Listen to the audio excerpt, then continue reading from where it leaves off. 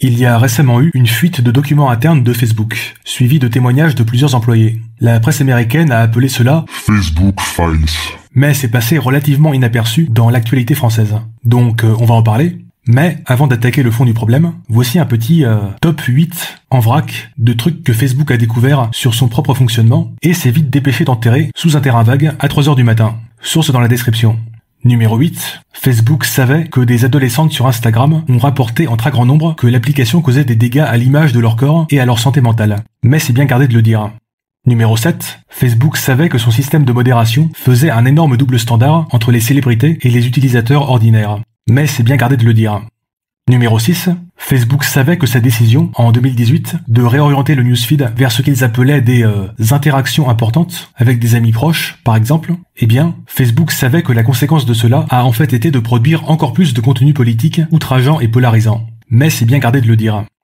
Numéro 5. Facebook avait des preuves d'interférence russe avant les élections américaines de 2016. Mais c'est bien gardé de le dire. Numéro 4. Facebook avait identifié toute une flopée de comptes générant de la désinformation virale, mais n'en a désactivé qu'une petite partie par peur du backlash politique. Numéro 3. Facebook savait que sa plateforme était le terrain de nombreuses campagnes d'interférence électorale à travers le monde, mais les a soit ignorées, soit n'a réagi que très tardivement. Numéro 2. Facebook a mis fin au projet de son équipe d'intelligence artificielle visant à limiter la désinformation, par peur que cela ne réduise l'engagement des utilisateurs. Numéro 1. Facebook a enterré un rapport de transparence montrant que, sur une période de 3 mois, le lien le plus partagé sur Facebook était un article jetant le doute sur la sécurité des vaccins Covid.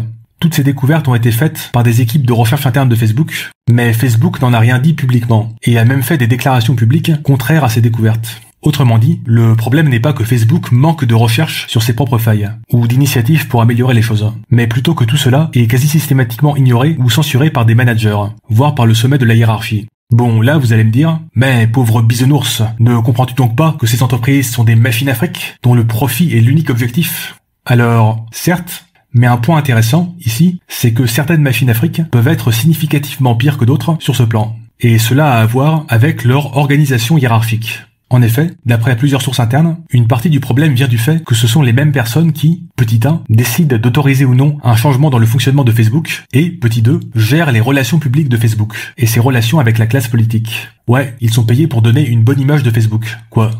En passant, on dépeint souvent Facebook comme une sorte de bulle idéologique ultra-progressiste qui vote démocrate à 99%. Eh ben, pour nuancer un peu ce tableau, il peut être utile de savoir que l'un des bras droits de Zuckerberg est un certain Joel Kaplan, un ancien membre de l'administration George Bush, et vice-président de la politique publique globale chez Facebook, qui a notamment défendu les intérêts du site ultranationaliste Breitbart News au sein de Facebook, voir dans la description, et a pris la décision d'enterrer plusieurs des initiatives suscitées. Il semble agir selon la logique, il ne faut surtout pas contrarier les parlementaires républicains de Washington.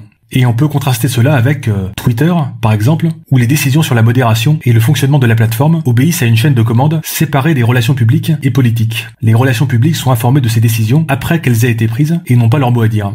D'après Alex Stamos, ancien chef de la sécurité chez Facebook, et dont les découvertes sur les interférences électorales russes ont été largement ignorées, un autre souci est que Facebook a tendance à enfermer les gens qui travaillent sur ces problèmes dans des espèces de ghettos à l'intérieur de l'entreprise, éloignés des chaînes de décision, et donc facile à ignorer.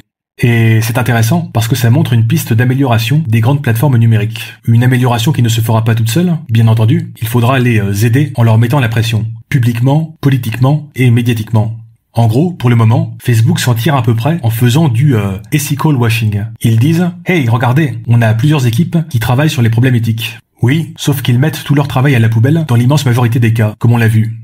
Et donc, ce qu'il faudrait, c'est que l'opinion publique considère que juste dire « Regardez, on fait des trucs », ce ne soit plus considéré comme suffisant. Si une entreprise veut montrer qu'elle est sérieuse sur ces questions, elle doit adopter une structure hiérarchique qui ne subordonne pas les considérations éthiques aux relations publiques, comme c'est actuellement le cas chez Facebook, et beaucoup moins le cas chez Twitter. Donc, mieux qu'il leur donne un réel pouvoir dans la chaîne de décision.